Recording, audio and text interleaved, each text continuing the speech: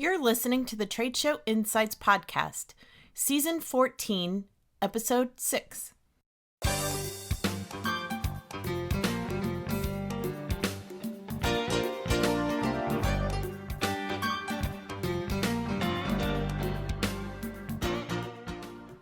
I'm your host and exhibit marketing strategist, Marlis Arnold, bringing you tools to improve your exhibit results.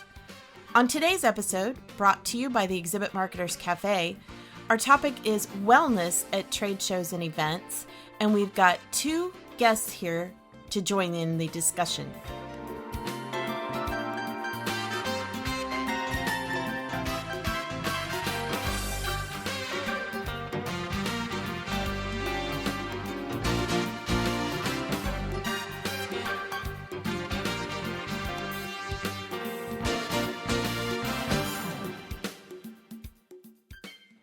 For today's topic on Trade Show Insights, we have two guest experts with us.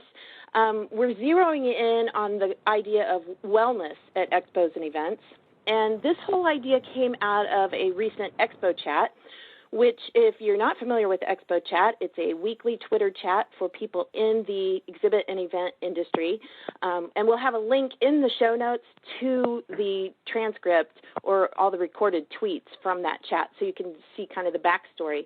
But I wanted to dive into the idea of wellness at expos and events because, you know, it's something that people maybe have talked about and people know that it's a good idea, but it goes way beyond just the idea of like having a morning yoga session available or doing a fun run. There's a lot of other things that can be incorporated, and we had a lot of great ideas come out in the chat. So I've invited two guests today. First of all, we have Nicole Burkhart with Conference Care Package. And Nicole's background is as a conference photographer, so she knows what it's like to be a road warrior and going to all of these events and, you know, the kinds of things that attendees need to stay healthy and happy and calm, all those kinds of things. So she's going to talk about a lot of great ideas. And then we also have Hadley McClellan from EvCon Fitness, and Hadley's background is as a conference planner. And she also, along the way, became a yoga instructor, so now she has blended the two together as the founder of EvCon Fitness, providing fitness for people at events. So anyway, Nicole and Hadley, welcome, and thanks for being guests on Trade Show Insights. Lovely to be here. Happy to be here. Great. Okay, well, first of all, like I said, it goes way beyond the idea of just doing, you know, a run or something. There's a lot of different ways to incorporate fitness that I want to talk about in a minute. But first, I want to talk about the benefits. Why would shows want to incorporate some of these elements that we're going to talk about in a few minutes? Things that benefit the attendees and the exhibitors and the shows themselves. So let's start with Hadley. What do you see as some of the biggest benefits and some of the maybe most overlooked benefits? Thanks for the question. So I think as a conference organizer, this kind of, like I almost hate saying this, but there's so much competition right now with conferences in all of our industries, and people have so much to choose from and try to find something that fits. And so as conference organizers, we want to find something that really intrigues them and makes a potential attendee say, this is why I need to go to this conference, because people are taking time away from their families, away from their jobs, away from their health and fitness routines. And so if I'm looking at where am I going to go to attend a conference, and two of them are, offering similar subjects, but one of them is giving me an opportunity to incorporate wellness into it, and be able to do a different type of networking, not just networking at dinners and receptions and things like that. It's more intriguing for an attendee to say that fits. And even if it's not a part, wellness isn't really a part of what I do. I don't do fitness classes every day. Like, oh, that seems really interesting. They're offering, a boot camp class or a Zumba class or whatever it might be, or meditation, guided meditation. I might be intrigued by that because that just gives me a different opportunity to try something new. True. And you were talking about deciding between two shows, but just deciding to go in the first place is, oh, hey, Yeah, if absolutely. I go to this show, I won't feel like I've completely derailed my fitness routine or whatever. Right. And one of the things that I've told people is that I don't necessarily think it's going to, be the reason that you get a whole bunch of new attendees, but I do think it's going to help you with your, with the people to return, to people to come back. Like, oh, they're focused on the fact that this is something that's a part of my life. It's important to me. I met some cool people at the event this year who also did this. I'll see them next year. I know that I'll be running with them or something like that. And so I think that it could help decipher between one event over the other. But I think what it's really going to help benefit is attendees returning. Good point. Nicole, do you have anything to add on the idea of benefits, other things that you see? Yeah, absolutely. I mean, I think that, what I really like about Hadley and her classes is sort of the social aspect. I think people really bond over, either shared interests or, even if they're new, they sort of would be welcomed in by people who already know the practice. It's sort of, it's an icebreaker. It opens conversation, whereas, when you go to a reception and you get, 2 drink tickets and you're stuck in a room full of strangers and you don't know anybody and it's, how do you start talking to them?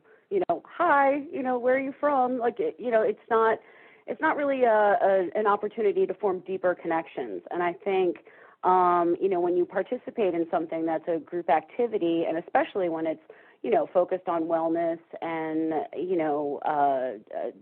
interacting with other people, and you have sort of something going on, I think it's a lot easier to form those bonds.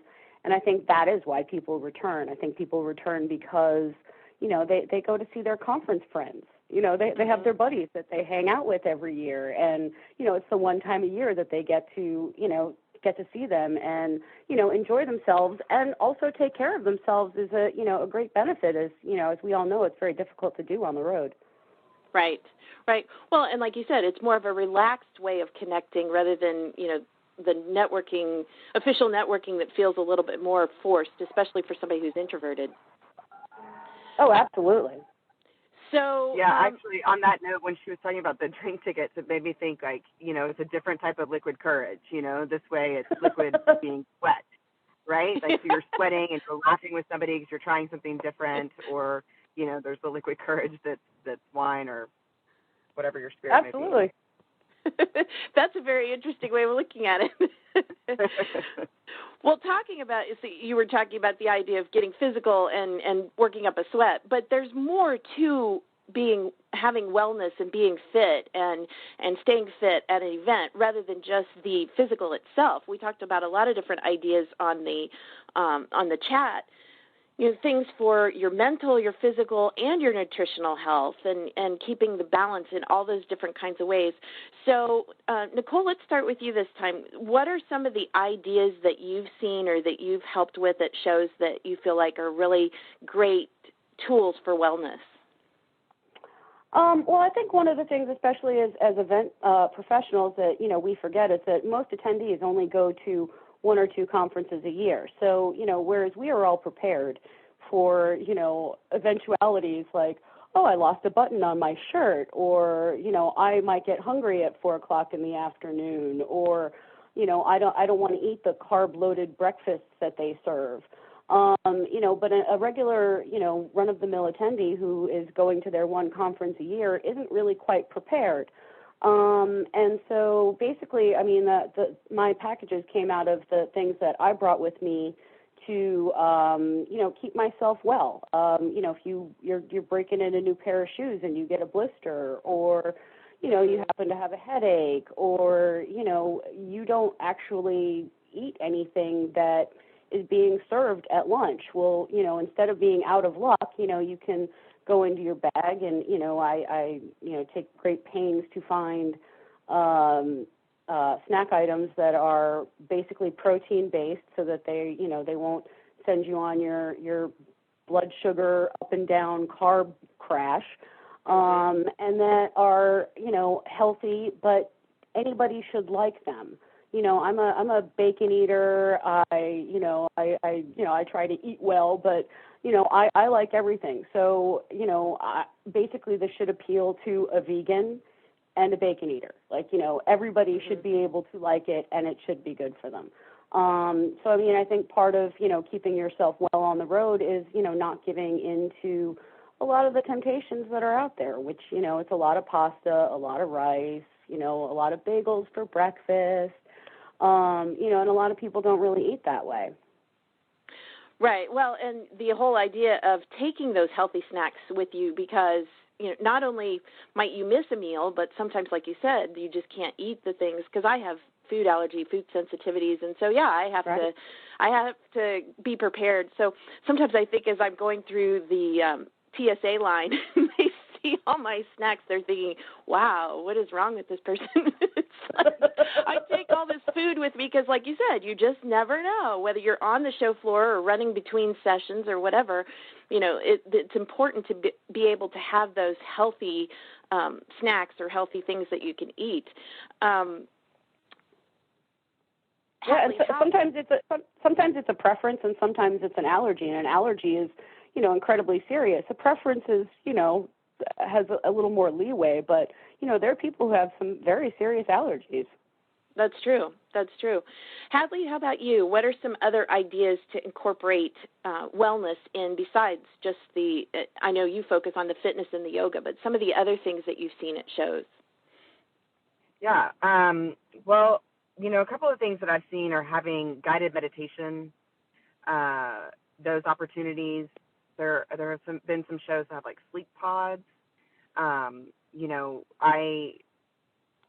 With my business, it is about physical fitness. It's all different types. But one of the things that I think about when it comes to attending conferences is I kind of compare it to going to elementary school or middle school or even high school. You're sitting in those classes. These students are sitting in classes for 8 or 9 hours a day, expected to learn all day, and they have intermittent breaks, right? They've got physical education, they've got lunch, they've got recess, they've got all of this stuff that their body kind of gets up and walks away for a minute, and even like walking from room to, classroom to classroom. And so I think that conferences should incorporate having these different types of breaks that aren't just about, fill up with caffeine and eat a bunch of, sugary snacks, like what Nicole was saying, but it's about like getting them up, getting them walking around, getting them to kind of calm their mind for a little bit, because an intention of a conference is to share knowledge.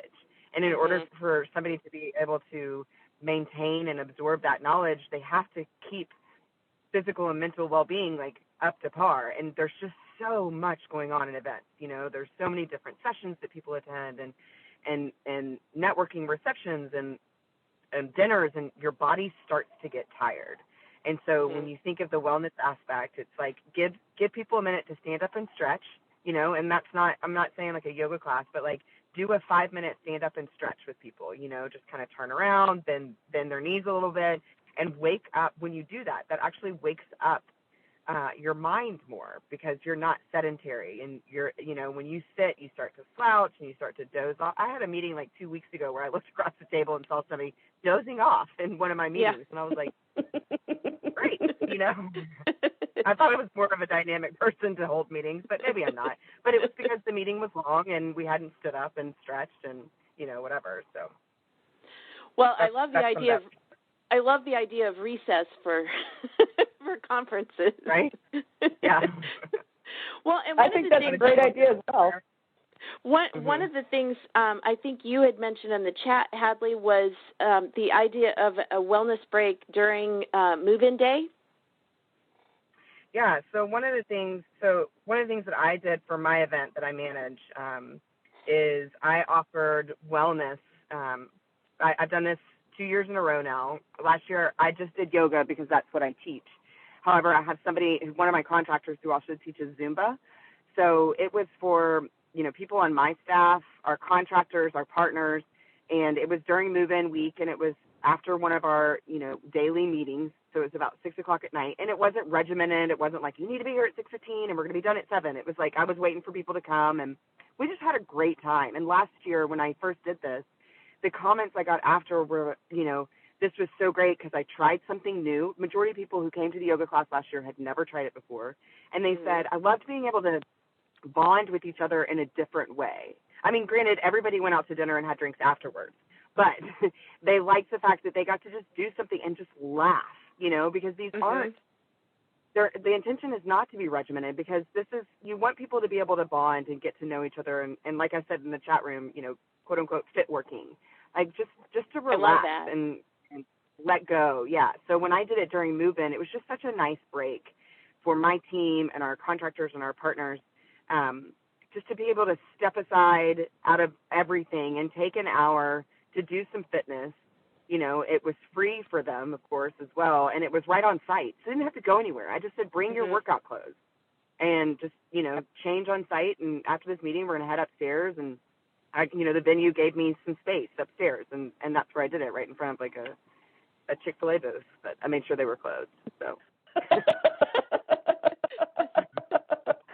I really love that idea. I especially love that it's in the afternoon. I find that there are so many, even when an event offers, any sort of classes, they're either like, very early morning or, in the evening. And I love the fact that it's incorporated into the actual day as, giving it the value that I think it actually deserves, which is keeping people mentally alert.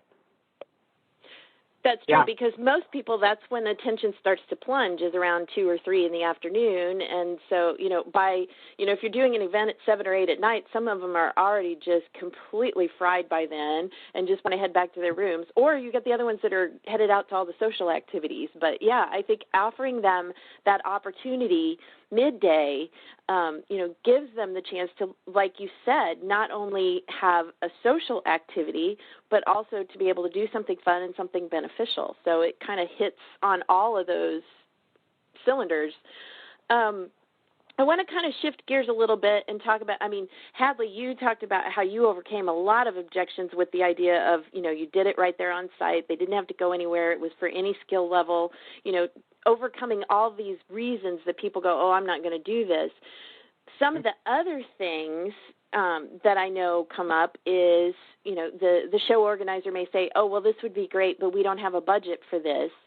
Well, one of the things I think, of course, coming from the background I have of being a show organizer and an exhibitor and coaching all of these people over the years, the whole idea, it's just a natural for sponsorships, as far as I'm thinking, on all different kinds of levels. So I want to toss to both of you. We'll start with Nicole, but what are some ways that you have seen sponsorship play in to help make some of these things happen? Well, the conference care package is a sponsorship option, which has I think the success of it is basically based on the fact that it creates engagement for a sponsor. I think the days of having your name on the on a banner or providing the water bottles, it's all important. But it doesn't really get, it doesn't allow the sponsor to actually engage with the attendees, which is really what they're looking for. So what I do is I use some gamification where we include a raffle ticket in the bag, so that basically, every single attendee is aware of who the sponsor is, the sponsor's booth, and also that they can, win a good prize. So of course they're going to go buy, because who doesn't like free stuff? And that sort of, opens the door to conversation, which, opens the door to business.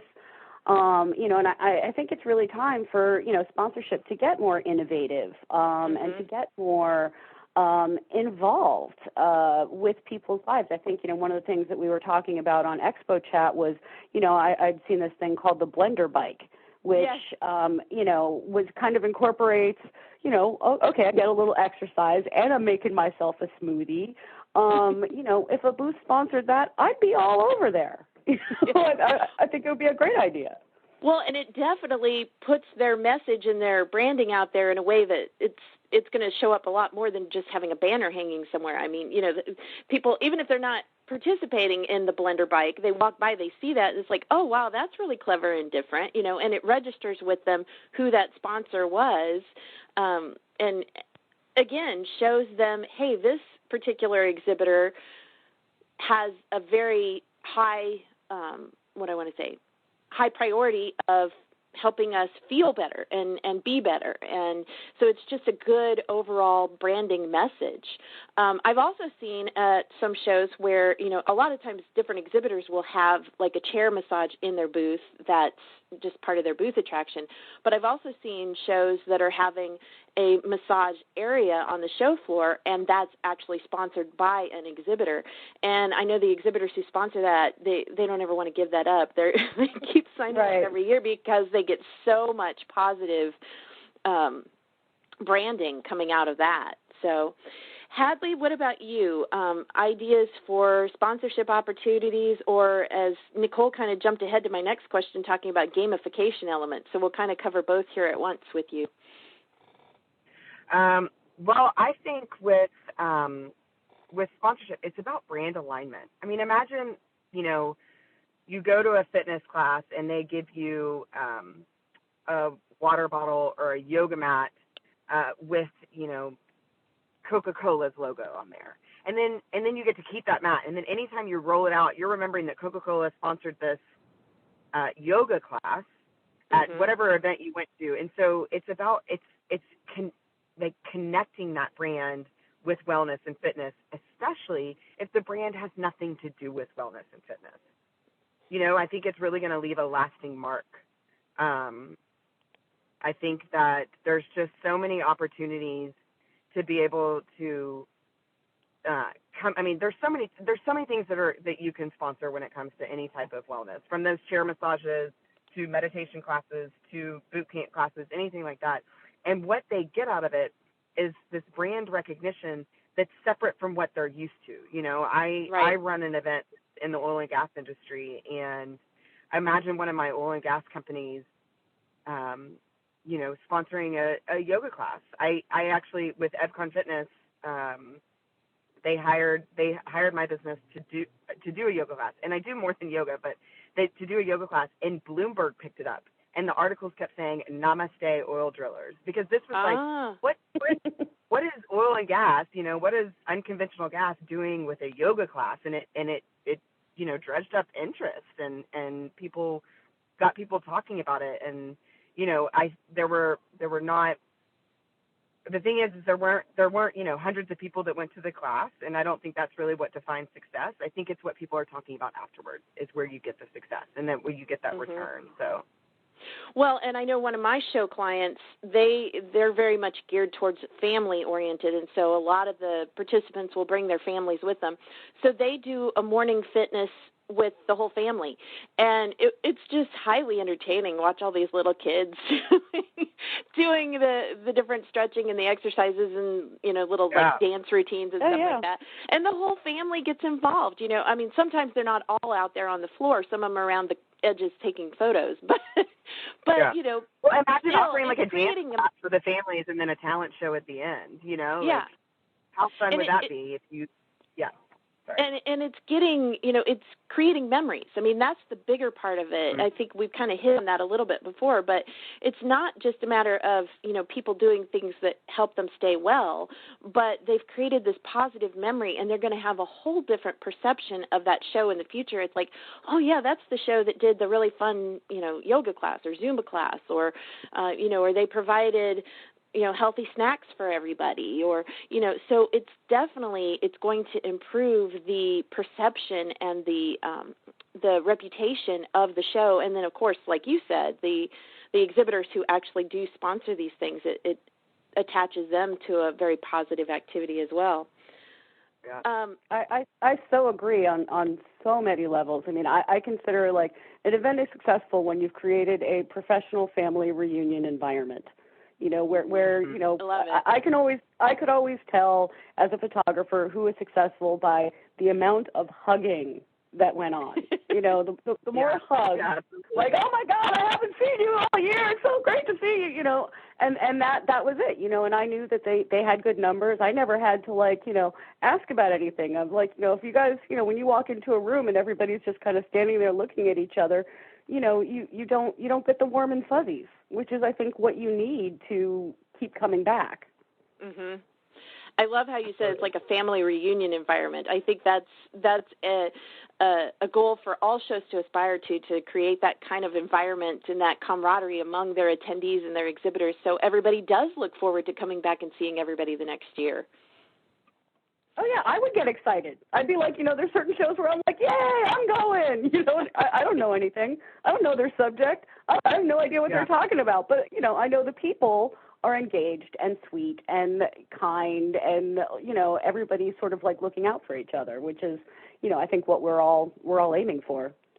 And that's another. And I know level. when I've been to conferences as a client, and if I say I'm going to some part of some wellness activity that they're offering, who I'm a client of, my partners, my I can't think of words, like contractors and things like that, they'll make a point to come with me. They're like, okay, my client's going to this wellness class, so I'm going to go run with her. I'm going to go meditate with her, or I know that she's interested in that, and so they're going to make an effort to know that that's something that I like to do. So it's learning more about your clients and your attendees and noticing, once you start to learn those things, you have something more to talk about outside of the general industry. It's just, it's really doing that, like she said, the family reunion or the return on relationships, that's what you're building. Mm-hmm. Well, yeah, and I also think, as a sponsor, I mean, if I was going to sponsor a yoga class, I should be there. I mean, that's a great opportunity for a sponsor to actually, interact with, potential clients. Exactly. Mm-hmm. Exactly. And that's an opportunity that they have sponsoring an event like that they don't get if they're just buying a banner to hang up somewhere. So, like you said, it is much more of an engaging person-to-person type of sponsorship that way. Well, before we wrap up real quick, I just want to turn to each of you and let you share a little bit about what exactly your company does and how people can get in touch with you to learn more. So, Nicole, let's start with you. So my name's Nicole, and I started this thing called the Conference Care Package. And basically, it's a wellness package that helps people take care of themselves on the road. So, it has Band-Aids and lifesavers in case you have bad breath, and a toothpick in case you get something stuck in your tooth, because, who wants to network with something stuck in their tooth? And, these are things that are, fairly simple items, but people don't tend to carry with them. The other aspect is, I provide a variety of healthy snacks. And each snack comes with different profiles from sweet to spicy. So, if there's 5 different flavors, everybody gets a different flavor in their bag. If you don't happen to like spicy, you can sort of trade. It sort of promotes a little bit of networking. What flavor did you get? Or I'm not going to eat this because, I just don't happen to, eat this. Would you like it? So it basically serves as, a wellness package and also a bit of an icebreaker to, help people start conversations and, get to know each other and, open conversation. That's clever. I like that. It's kind of like the old trading your school lunch items. Absolutely. So, Nicole, tell us, what is your website? It's conferencecarepackage.com. And you can. That's probably the best place to reach me. But I'm on Twitter almost all the time. I have a Facebook page, but I'm not that active on it because I haven't really been able to, sort of activate that community. I'm not sure if I'm not reaching out right or whatever. But Twitter is probably the best place to follow me. And if you'd like more information, just go to my website. Okay, great. Hadley, how about you? Thanks. So my name's Hadley McClellan. I founded evconfitness.com. It's a website, and I provide certified local fitness instructors for events and conferences. So wherever your event may be and you want to host a wellness class, any type of fitness, my website says, anything from boot camp to yoga to Zumba. I have found different, like booty yoga, which was a new one for me. I found water Zumba teachers, HIIT teachers, just all different types. But what I do is I go out and I source them, and I get copies of their certification. I contract with them. I contract with the event organizer. So it's definitely a professional setting. It helps to guarantee that the teacher's going to show up and show up early. I work with the conferences to decide what type of fitness they want to do, because a lot of times conferences are like, I don't know what to do. I also provide liability insurance. That's something that some conference organizers kind of forget. In this day and age, it's really nice to be protected, and I've got that into the fee. So, I started this two years ago, a year and a half ago, and I'm doing it on my own, and I love it. It's a lot of fun. And you can find me through my website, which is www.evconfitness, which is short for events and conferences. And I'm on Instagram as evconfitness and Facebook, and I did just start a Twitter. This is how you guys found me, but I'm sure that you may have noticed that I'm real new to Twitter, and it is not something I do with ease. I struggle with it, but I'm pretty much available. My phone's on me and it's connected. So my website's my email is hadley@evconfitness.com. So that's great. Well, if it helps you at all, I didn't notice that you were new to Twitter. I thought you were an old pro. So. Okay. Well, I got a notice the other day that said, you should make an announcement. You have 50 Twitter followers. I was like, I don't think I should make that announcement. Well, it's impossible to do all of the things. I mean, it's like the one thing I've never gotten into is Instagram. So I do mainly Twitter and Facebook and LinkedIn. So it's just hard, all the different options that are out there. So, but we're glad that you joined the Expo chat community, because that's how Nicole and I both met you. So, and to both of you. Big shout out to TSNN for that encouragement. So exactly. Yeah. I mean, it is great to have all these different ways to connect with people now. So I want to thank both of you again so much for taking time out of your day to be here and to share some great wellness ideas. And hopefully we've gotten some ideas sparked of different ways, beyond what everybody's always done as far as fitness, to just kind of take it up a notch and create some new and fun and creative fit working opportunities. I love that line, fit working. You need a trademark, Hadley. Yeah. I do. All right. Well, thanks so much again for organizing this. This was great. Oh, you're welcome. And thanks to everybody listening. And be sure and check out Nicole and Hadley's websites and learn more about what they have to offer. Thanks, everybody, for listening today, and thanks to our guests.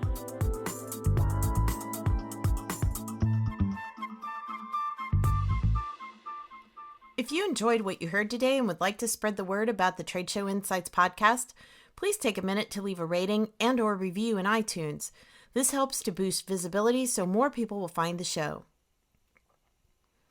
Trade Show Insights is protected by the Creative Commons copyright license. You may feel free to share this recording with colleagues or embed it on your own blog, as long as it is shared in its entirety and is not used for commercial purposes.